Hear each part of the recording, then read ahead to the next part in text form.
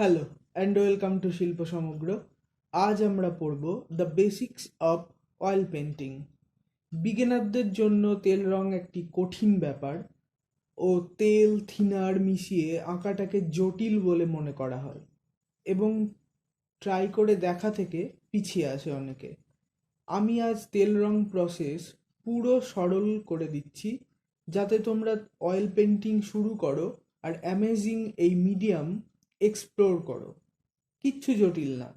কাঠের প্যালেট বা কাচের টুকরো নিয়ে তার উপর রঙের পিগমেন্ট আর লিনসিড অয়েল ও প্রয়োজন মতো থিনার মিশিয়ে নাও। কিছু ইম্পর্টেন্ট কথা মাথায় রাখতে হবে যে থিনার বেশি মেশালে ছবির ওপরে রঙের লেয়ার শুকিয়ে ফেটে যাবে আর উঠে আসতেও পারে।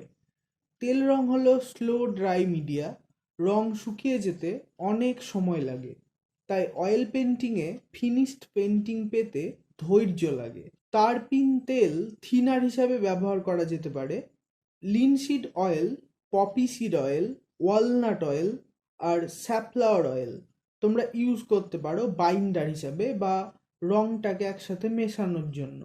প্যালেটে রং মেশানোর জন্য প্যালেট নাইফ বা স্প্যাচুলা খুব হেল্পফুল। মিস্ত্রিরা যে টুল ব্যবহার করে সিমেন্ট মেশাতে, এটা তার ছোট ভার্সন। ট্র্যাডিশনাল তেল রং আঁকার জন্য প্রথমে চারকোল বা পাতলা রং দিয়ে স্কেচ করে নেওয়া হয়। আঁকার জন্য বোর্ড, ক্যানভাস, কাঠ আর স্পেশাল কোটিংযুক্ত এই কাগজ ব্যবহার করতে পারো। তবে কাঠের চেয়ে কোনো plyboard, cardboard, gesso coated canvas board, stapled canvas বা কাগজ ইউজ করা সুবিধাজনক। স্প্যাচুলা দিয়ে রং মেশানোর পর রং তুলিতে নিয়ে ক্যানভাসে লাগাতে হবে। অন্যান্য মিডিয়ামের বিপরীত এখানে আমরা ডার্ক রং দিয়ে শুরু করব, লাইট রং অ্যাড করব ধীরে ধীরে। পরে আমরা স্পেশালি পেন্ট করব ও দেখব কিভাবে তেল রং বিহেভ করে। পেন্টিং শেষ করে পুরো শুকিয়ে নিয়ে তার উপর ভার্নিশ করতে হয় যাতে পেন্টিং অনেক দিন টিকে থাকে। আগেই বললাম যে অয়েল পেন্টিং একটা স্লো ড্রাই মিডিয়া, তাই একটা পুরো পেন্টিং আঁকতে অনেক দিন সময় লাগতে পারে।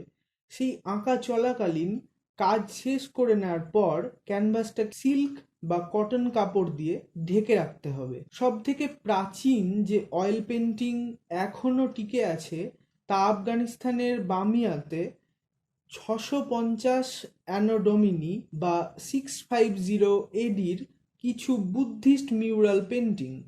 মিউরাল হলো যেগুলো আর কি দেয়ালে এখন স্প্রে পেন্টিং দিয়ে আঁকা হয়, তাকেই মিউরাল বলে।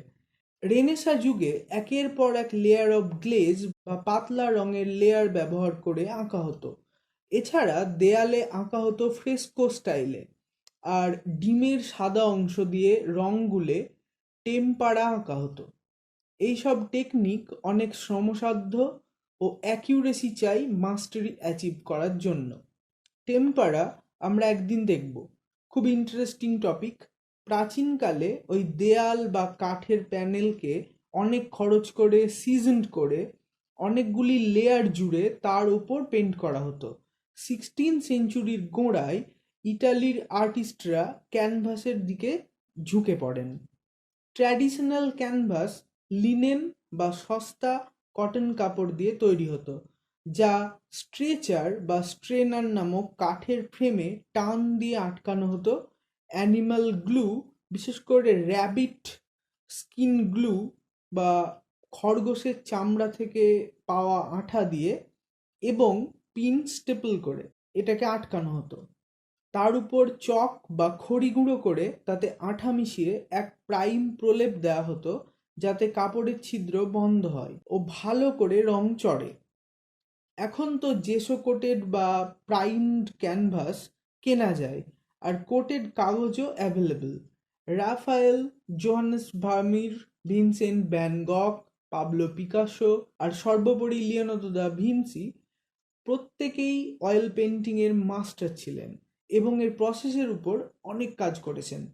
মোনালিসা আঁকতে তেল রং ব্যবহার হয়েছিল এবং এই অনেকগুলি লেয়ার অফ গ্লেজ উনি পরপর ব্যবহার করে মোনালিসা এঁকেছিলেন।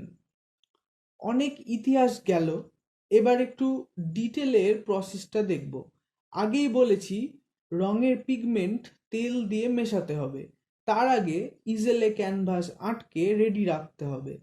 প্যালেটের ওপর রং ও তেল বা প্রয়োজন মতো থিনার ড্রপারে করে নিয়ে প্যালেট নাইফ দিয়ে মিশিয়ে নিতে হবে। রঙের যে বাহার ও বিবিধতা আমরা ছবিতে চাই, সেই হিসেবে আমাদের বিভিন্ন রং মিশিয়ে নিতে হবে। এর আর একটা উপকার হলো একই টোনের বা ভ্যালুর রং আমরা বারবার পাবো। পোর্ট্রেট আঁকতে এই টেকনিক মাস্ট ফলো। রং মেশানোর পর তুলি দিয়ে তা ক্যানভাসে লাগাতে হবে। তুলিগুলো অনেক রকম ফাইবার, সিনথেটিক বা পশমের হতে পারে। বিভিন্ন আকার যেমন ফিলবার্ট, এগবার্ট, ব্রাইট, ফ্ল্যাট প্রভৃতি তুলি হয়। তুলির ওপর একটা ডিটেলড ক্লাস এখানে পেয়ে যাবে। কোনো আর্টিস্ট তুলির তোয়াক্কা না করে আঙুল দিয়ে আঁকেন। ওয়েট অন ওয়েট টেকনিক বা অ্যালা প্রাইমা টেকনিক খুব বিখ্যাত। রং রেডি, তুলি রেডি, তবে আঁকা শুরু হোক। চারকোল বা পেন্সিল দিয়ে প্রাথমিক ড্রয়িং সারতে পারো, তবে আমার মতে পাতলা রং ও তুলি দিয়ে ড্রয়িং করাই ভালো। বড় আর্টিস্টরা প্রথমে এক প্রস্থ রঙের লেয়ার ক্যানভাসে এরকম স্মাজ করে নেন। একে বলে আন্ডার পেন্টিং। এই লেয়ারটা মিড টোন হিসেবে ইউজ করা যেতে পারে। তুলি ছাড়াও প্যালেট নাইফ বা স্প্যাচুলা ইউজ করতে পারো রং অ্যাপ্লাই করতে। Art is all about expressing your feelings, so feel free to use any method you like or you please. আর যা তোমায় স্যাটিসফাই করে সেটাই করবে। প্রথম দিকে বেশি ঘন রং ইউজ না করাই ভালো। রং মেশানোর সময় প্রয়োজন মতো তেল বা থিনার অ্যাড করবে। অতিরিক্ত তেল বা থিনার পরে পেন্টিংয়ের ক্ষতি করে।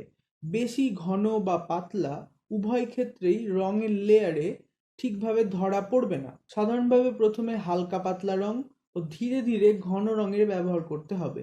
যেহেতু এই রং শুকোতে অনেক সময় লাগে, তাই একে সিল্ক বা কটন কাপড় দিয়ে ঢেকে রাখতে হয়। বেশি রোঁয়াযুক্ত কাপড় দিয়ে ঢাকলে রোঁয়াগুলো পেন্টিংয়ে সেঁটে যেতে পারে। যে কেমিক্যাল থিনার হিসেবে ব্যবহার হয় বা সাধারণ হার্ডওয়্যার শপের তারপিন তেল খুব বিষাক্ত, তাই অনেকে মাস্ক ও অ্যাপ্রন ব্যবহার করেন।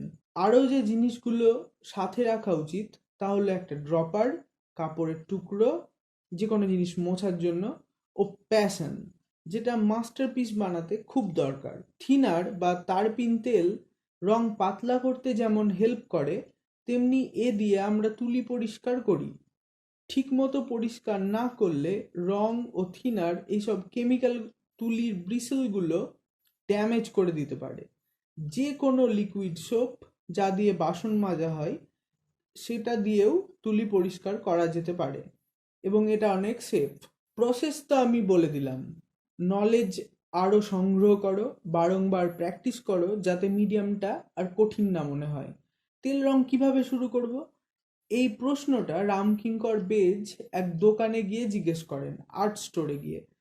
উত্তরে সেই আর্ট স্টোরের দোকানি তাকে বলেন, এই হলো রং আর এই তুলি, ধরো আর আঁকো।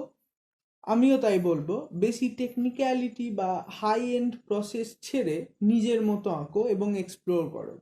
অয়েল পেন্টিং অনেক ভাস্ট মিডিয়াম, এর পরতে পরতে অনেক ইন্টারেস্টিং ব্যাপার হবে। আমরা তা ধাপে ধাপে এক্সপ্লোর করব অন্য এপিসোডে।